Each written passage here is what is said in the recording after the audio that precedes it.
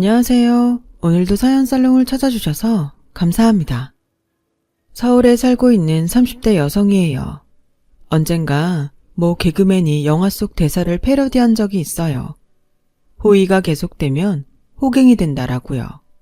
그땐 배꼽 잡고 한참을 웃었는데 제가 그 꼴이 되어보니 한숨만 나네요.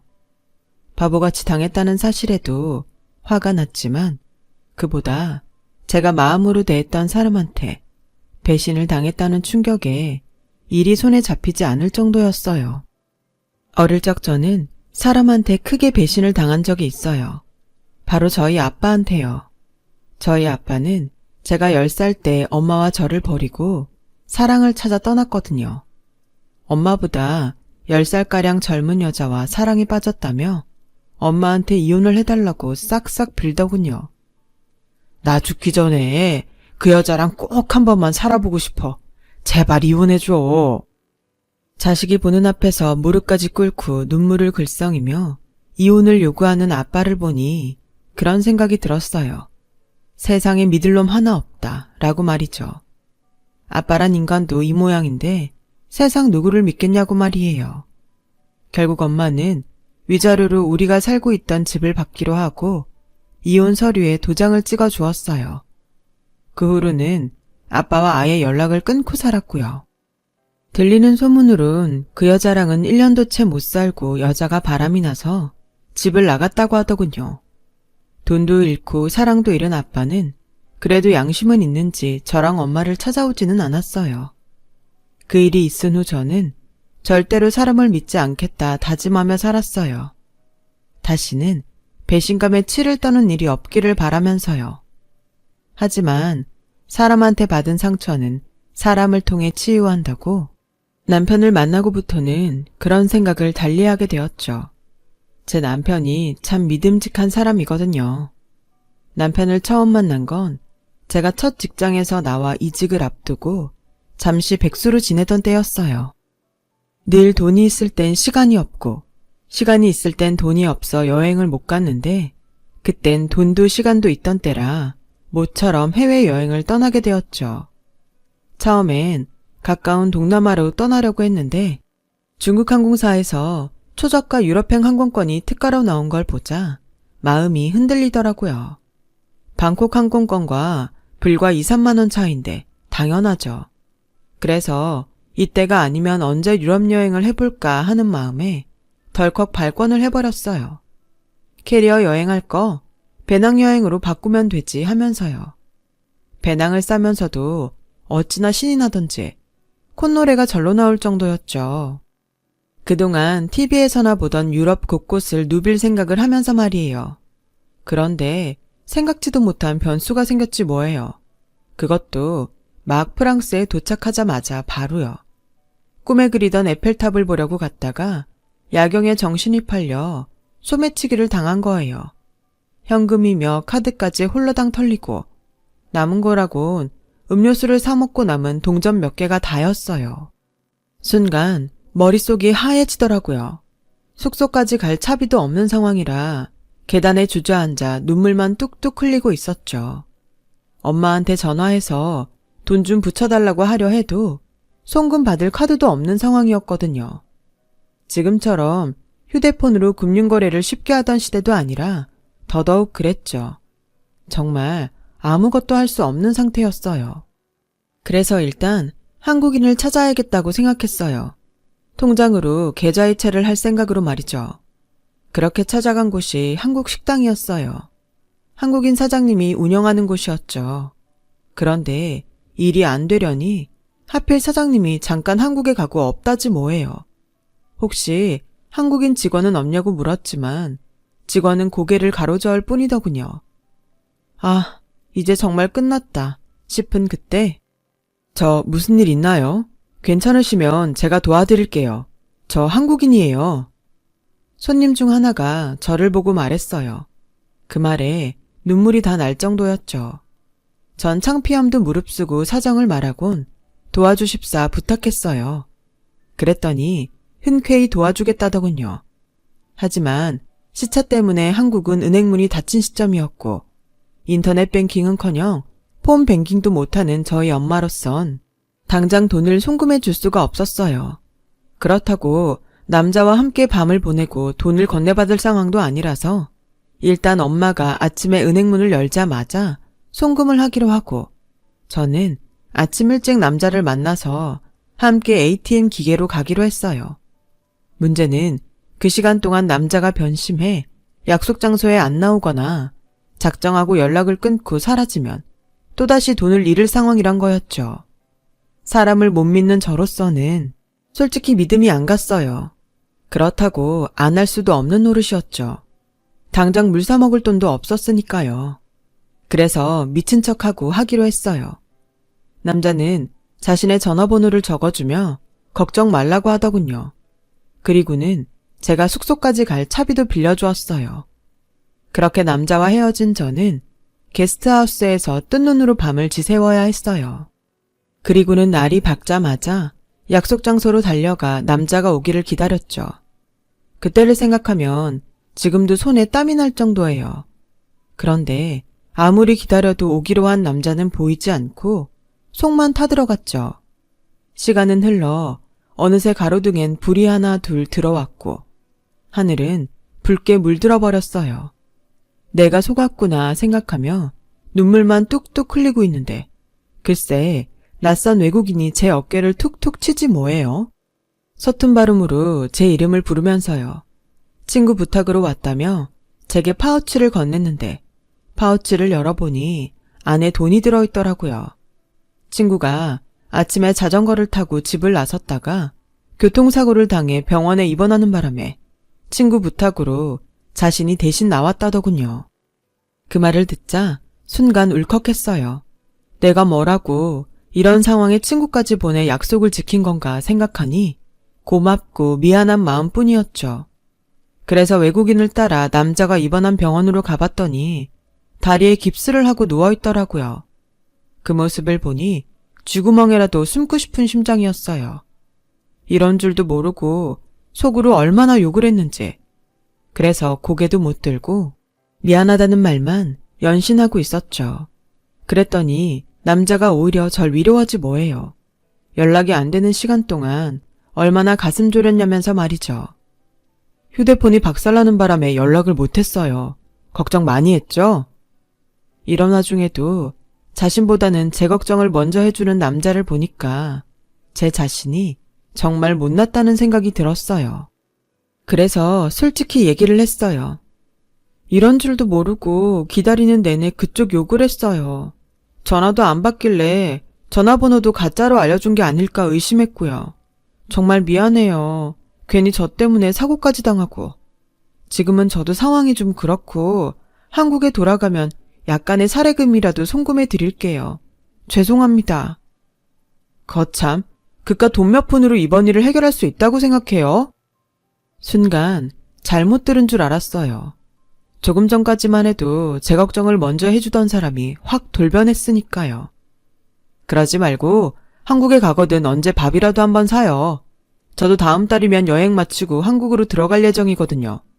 입사 앞두고 유럽 여행이나 실컷 하려고 했는데 사정이 생겨서 일찍 들어가려고요. 그때 한턱 쏘세요. 그 일이 인연이 돼서 우리는 한국에 돌아와서도 연락을 주고받게 되었고 그렇게 연인 사이로 발전한 우리는 4년 넘게 연애를 하다가 결혼까지 하게 되었어요. 당시 남편은 다니던 회사를 그만두고 친구와 회사를 차릴 예정이었어요.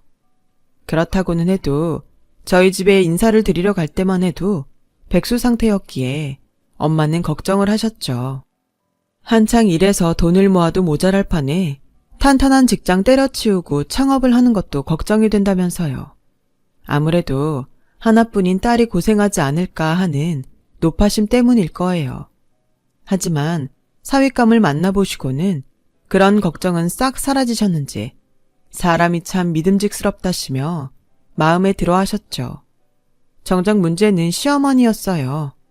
이혼 가정이라 탐탁치 않아 하셨거든요. 요즘 세상에 흔한 게 이혼이라지만 그래도 내 며느리감은 그런 지배가 아니길 바랬다. 서운해도 할 수 없어. 자식 가진 부모가 다 그런 거 아니겠니? 그래, 부모님은 왜 이혼을 하셨다니? 설마 외도는 아니겠지? 그런 거라면 나 이 결혼 반대다. 며느리를 보려면 그 부모부터 보랬다고 문제 있는 부모 밑에서 제대로 된 자식이 나올 수 있겠니? 순간 얼굴이 발갛게 달아올랐어요. 어머님이 걱정하시는 그 이유가 바로 저희 부모님의 이혼 사유니까요. 너무 콕 집어 말씀하시니까 당황해서 어쩔 줄 모르겠더라고요. 남편은 사람 면전에 세워두고 무슨 소리를 하는 거냐고 어머님께 소리를 쳤고 그 바람에 어머님은 더 화가 나서 제게 대답을 닥달하셨어요. 그때 형님이 제 편을 들어주신 거예요. 어머님, 이혼 사유가 뭐든 그게 어디 지영씨 탓인가요? 부모님들 일을 자식이 떠안아야 할 이유는 없다고 생각해요. 그냥 지영씨 하나만 봐주시면 안 돼요? 제가 보기엔 착하고 싹싹한 데다 서방님한테도 잘할 것 같은걸요? 솔직히 현재 서방님은 백수인데 그걸로 트집 안 잡는 것만 해도 어디예요. 그러니까 결혼 허락해 주세요. 네? 형님의 애교에 어머님은 마음이 꽤 풀린 듯 보였어요. 그렇게 중간에서 형님이 힘써주신 덕분에 우리는 결혼 허락을 받았고 그해 가을에 식을 올릴 수 있었어요. 나중에 남편한테 얘기를 들어보니 형님은 집안도 좋고 학벌도 엄청 좋은 사람이더라고요. 지금은 육아를 하느라 퇴직을 했지만 한때 대기업에 다니기도 했었고요. 뭐 하나 부족한 게 없는 사람이었죠.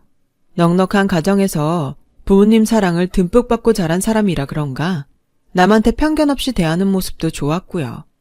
다른 건 몰라도 손이 형님 복은 있다 싶었어요.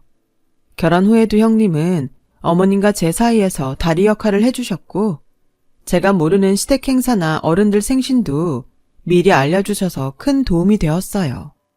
남들은 시어머니보다 손이 형님 때문에 힘들다던데 저는 좋은 형님을 만난 덕분에 다행이다 싶었죠.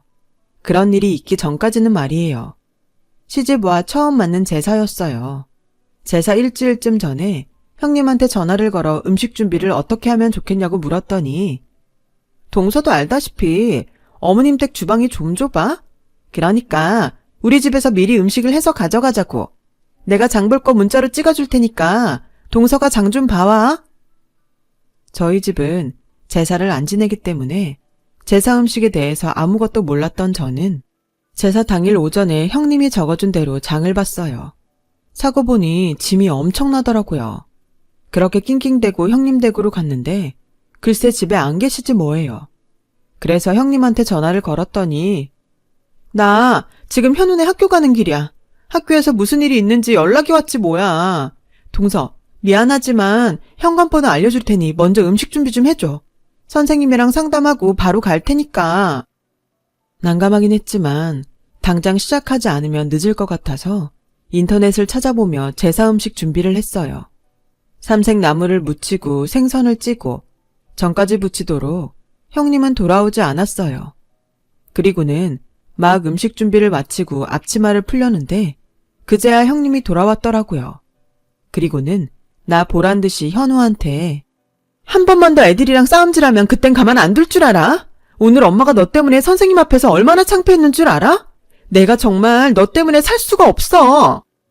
학교에서 얼마나 호되게 당했길래 저러나 싶을 정도로 한참을 씩씩대며 현우 방문에 대고 소리치더군요. 그 바람에 저는 왜 이제 왔냐고 따지지도 못했어요. 오히려 괜히 제가 눈치가 보이더군요.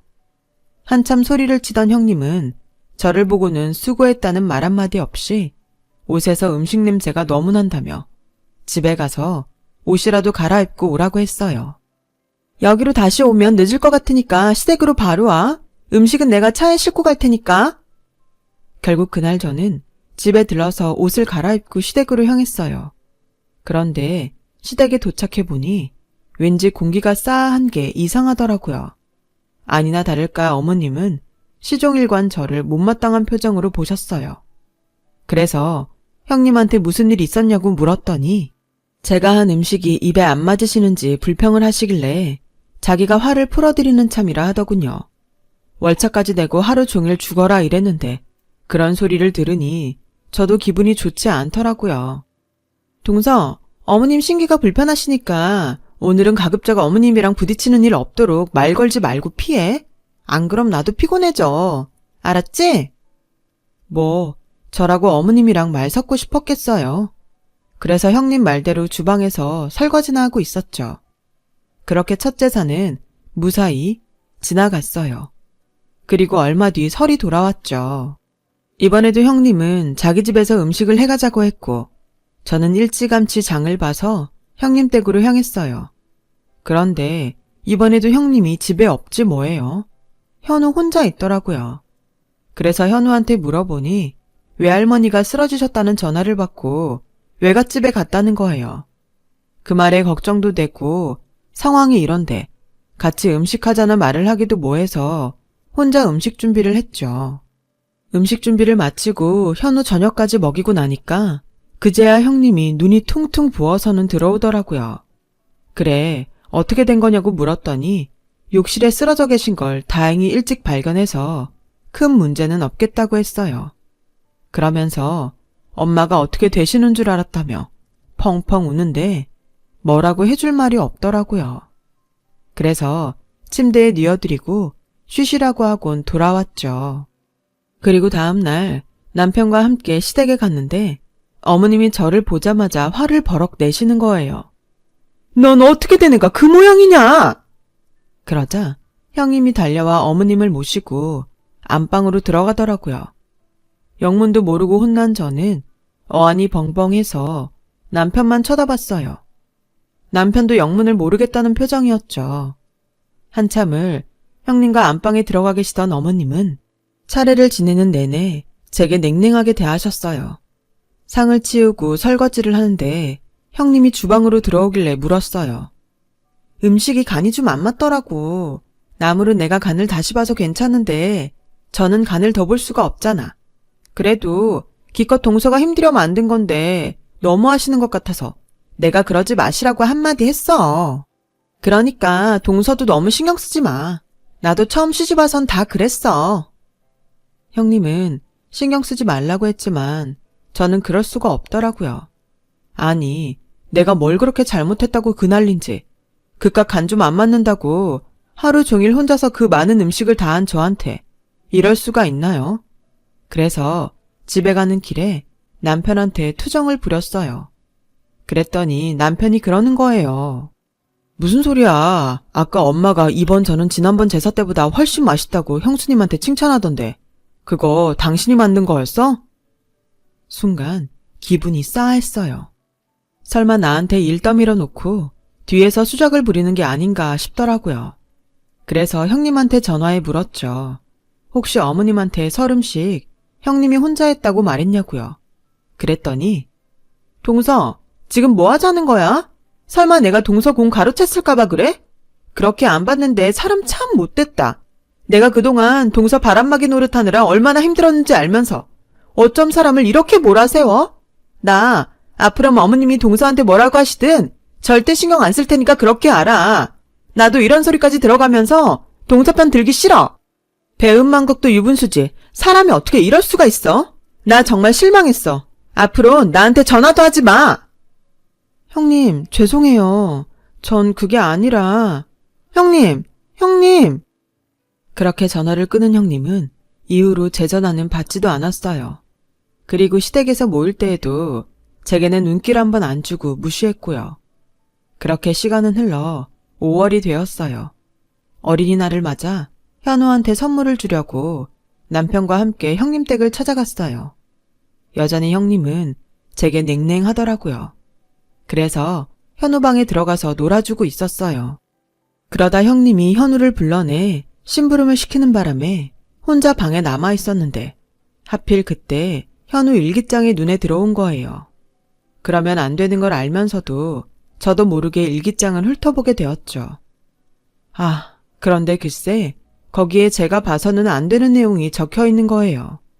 형님의 치부책인 셈이었죠. 일기장에 적힌 내용을 보니 그간 있지도 않은 일을 꾸며대 저 혼자 제사 음식이며 명절 음식을 만들게 했더라고요. 현우네 학교에 불려간 것도 친정 엄마가 쓰러졌다는 것도 몽땅 거짓말이었어요.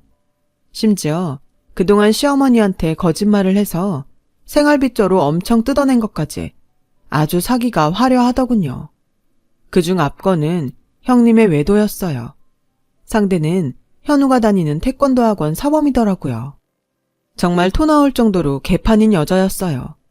이런 여자한테 그간 속아서 호갱짓을 했다니 속이 부글부글 끓더라고요. 아니, 다른 것도 아니고 어떻게 자기 엄마가 쓰러졌다는 거짓말을 해요? 이게 사람이 할 짓인가요? 참, 그동안 못 모르고 아이가 받았을 마음의 상처는 또 어땠겠어요. 그러고 현우 얼굴을 보니 정말 짠한 게 눈물이 앞을 가리더라고요. 도저히 참을 수 없어서 휴대폰을 꺼내 현우 일기장을 찍었어요. 그리곤 못된 형님의 본 모습을 식구들 앞에서 까발리기 위해서요. 디데이를 잡고 기다렸어요. 그리고 드디어 그날이 오고야 말았죠. 어버이날을 맞아 저희 부부와 형님 가족은 시댁에 모였어요. 형님은 현관에 들어서는 순간부터 어머님의 입속 혀처럼 굴기 시작했죠. 백화점에서 이 옷을 본 순간 어머님 생각이 나서 가격표도 안 보고 샀다나 뭐라나. 암튼 엄청 립서비스를 하며 옷 선물을 드리더군요. 거기다 아주버님이 두둑한 돈봉투를 드리자 어머님은 입꼬리가 춤을 추기 시작했어요. 형님에 비해 상대적으로 애교가 없는 저는 가져간 홍삼정을 어머님께 드렸죠. 그랬더니 어머 동서, 홍삼정 사온 거야? 이럴 줄 알았으면 진작 알려줄걸. 파는 홍삼정은 사실 별 효과가 없어. 홍삼이 들어가면 얼마나 들어가겠어? 우리 친정 부모님이 대놓고 드시는 삼농장이 있는데 거기서 사야 제대로 살 수 있는데 진작 말하지 그랬어. 그리고 우리 어머님은 입이 고급져서 아무거나 안 드시는데? 그건 그냥 동서 친정 어머님 갖다 드려. 어머님 건 내가 다시 사다 드릴게. 아 글쎄 요지랄을 하지 뭐해요. 그러자 어머님이 기다렸다는 듯이 그래 이건 네 친정에나 가져가라. 난 큰애가 가져다 주는 걸로 먹을란다. 고기도 먹어본 사람이 먹는다고? 역시 있는 집에서 자란 큰애가 잘 알겠지. 작은애 넌 큰애한테 많이 배워야겠다. 어쩜 우리 큰며느린 버릴 게 하나도 없니? 이러니 안 이뻐할 수가 있나? 아주 쿵 하면 짝하고 주거니 받거니 하는데 웃기지도 않더라고요. 그때였죠. 형님이 어머님한테 팔짱을 끼더니 그러는 거예요. 어머님, 그래서 말인데요. 강원도에 사두셨다는 산말이에요. 그거 제 이름으로 해주시면 안 돼요? 어차피 돈도 안 되는 거 지금 주시면 상속세도 안 내고 좋잖아요. 어머님, 저 그거 주세요. 네? 콧소리까지 내가며 앙탈을 부리는데 정말 가관이더군요. 사실 그 산은 아버님이 어머님과 합동묘를 쓰시려고 사두신 거였어요. 아버님이 먼저 돌아가시는 바람에 아직 합동묘를 쓰진 않았지만 어머님 돌아가신 뒤에 그곳에 합동묘를 만들 생각이었죠. 그걸 형님이 달라고 하니 어머님도 쉽게 허락을 못 하시더군요. 그러자 아주버님이 나서서 형님을 말렸어요. 그러자 형님이 갑자기 훌쩍거리더니 그동안 자신이 시댁에 얼마나 헌신적으로 했으며 어머님한테 해드린 것들을 하나씩 읊기 시작했죠. 어머님, 저요 정말 서운해요. 다른 집 며느리들은 10월드니 뭐니 시자만 들어가도 치를 떤다는데 전요 친정 엄마보다 어머님을 더 챙겼어요. 제 옷은 인터넷에서 사도 어머님 옷은 꼭 백화점 가서 샀고요. 그런데 그깟 하나나 제 이름으로 못 해주세요. 저요 그 정도 받을 자격 충분하다고 생각해요. 이렇게 하는데도 저한테 주시는 게 아까우시다면 네 알겠습니다. 그런데요 어머님 저 이렇게 서운한 마음으론 앞으로 어머님 얼굴 못 뵙겠어요. 그래도 되시겠어요? 칼만 안 들었지 강도가 따로 없더군요. 결국 시어머니는 백기를 드셨고 산을 형님한테 주시겠다고 하셨어요. 그제야 형님은 얼굴이 활짝 펴선 안방으로 달려가 산문서를 들고 나왔어요. 아주 입이 찢어지게 웃으면서 말이죠. 이때다 싶었어요. 형님의 실체를 까발릴 순간 말이에요. 그래서 어머님, 사실 제가 오늘 어머님을 위해 준비한 게 하나 더 있어요. 그리고는 준비해간 누런 서류 봉투를 어머님께 내밀었어요. 그걸 보자 다들 눈이 휘둥그레졌죠. 특히 형님은 더더욱이요. 문서, 혹은 그에 상응하는 무언가가 있을 거라 예상했을 테니까요. 아니 작은 애야, 이게 다 뭐냐? 돈은 아닌 것 같고 뭐니? 어머님은 돋보기까지 끼시고는 신이 나서 봉투를 열어보셨어요. 그리고는 일기장이 확대된 사진을 보셨고 그 내용을 읽어나가시다가 점점 얼굴이 일그러지셨죠. 그러자 형님이 다가가 어머님이 들고 계신 사진을 내려다봤어요. 그리곤 금세 사색이 되어버렸어요. 당연하죠. 그간 자신이 저지른 만행이 고스란히 적힌 아들 일기장인걸요. 어머님은 손을 바들바들 떠시며 형님을 노려보셨어요. 큰애 너, 이게 어떻게 된 거냐? 그동안 차례상이며 제사상에 올릴 음식들을 사다 썼던 게냐? 작은 애 들어오고부터는 전부 쟤한테 떠넘기고 놀러 다녔던 거냐고? 그래놓고 나한테 전부 너 혼자 한 것처럼 거짓말을 했던 게야? 네가 어쩜 이럴 수가 있냐? 거기다 현우 태권도 사범 얘기는 뭐냐? 너 이놈이랑 그렇고 그런 사이인 거야? 옷이며 신발이며 거기다 휴대폰까지 왜 네가 사다 바쳐? 내 아들이 뼈 빠지게 벌어온 돈으로 지금껏 이딴 헛짓이나 했던 거냐고. 말해라 이년아. 당장 말하지 못해. 어머님은 상을 뒤엎으시곤 형님의 머리채를 잡으셨어요. 거기다 아주버님까지 합세해 형님을 추궁하기 시작했죠. 보다 못한 남편은 달려들어 어머님을 뜯어 말렸고 저는 혹여 현우가 불세라 작은 방 문을 닫았어요. 다행히 현우가 휴대폰 게임에 빠져 있어서 이 광경을 못 본 게 다행이었죠. 그러자 형님이 본색을 드러내더군요. 이거 나요. 내가 뭘 잘못했다고 나한테 이래요. 솔직히 어머님 잘못이 제일 커요. 당신 집 제사며 차례를 왜 며느리한테 다 시키는데요? 내가 이 집 식모예요 뭐예요? 그리고 나만 독박스란 법 있어요? 동서도 시집 왔으면 내가 당한 만큼 당하는 게 당연한 거 아니냐고요. 그게 뭐가 잘못됐냐고요. 그리고 툭하면 당신 아들이 뼈 빠지게 번 돈이라고 하시는데 따지고 보면 거기엔 내 지분도 있다고요.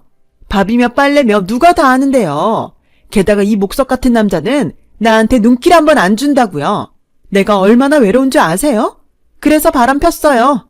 남편한테 사랑도 못 받는 여자를 볼 때마다 예쁘다고 사랑스럽다고 말해주는데 어떻게 안 넘어가고 배기냐고요. 저도 남편한테 사랑받고 싶었단 말이에요. 형님은 절규하듯 소리쳤어요.